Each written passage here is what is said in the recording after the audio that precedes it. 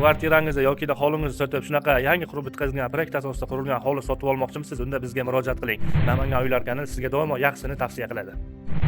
Manzilimiz qariyalar uyidan to'g'ri 700 metr kirib kelganimizda o'ng tomonimizda hisoblanadi. Namangan uylariga participate tashlab, like bosib, komment olib jo'natishni unutmaymiz. Ko'tarilib ketib qolsam, foydam tegadi degan umiddaman. O'ng qo'limizda joylashgan ushbu 4,5 sotuq 7 ta xona qo'shimcha oshxonasi bor uyimiz sotuvga qo'yildi. Kirganimizda chiroyli navesini qilib qo'yilibdi. Ko'rib turibsiz, uyimiz chiroyli proyekt asosida qurilgan. Ro'parada 10 metrlik zal. Uning yonida yana bitta yakka xona. Elektr montajlarini ham chiroyli qilib qo'yilibdi. Buning yonida kattalar uchun yotoqxona, spalniy qilsa ham bo'ladi. Buning ichida sanuzillari ham bor.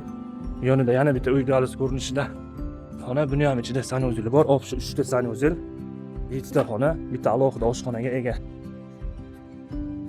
Bu mehmonxona qilsa bo'ladi. Bu oshxona. Oshxonada ham bitta sanuzil, bitta tashqi tahorat xonasi bor. Ushbu hovlimizda gaz, suv, svetdan umuman muammo yo'q. Egalarning raqamlarini videoga yozib qoldiraman, telefon qilinglar. Namangan uylar sizlarga doim yaxshisini tavsiya qiladi.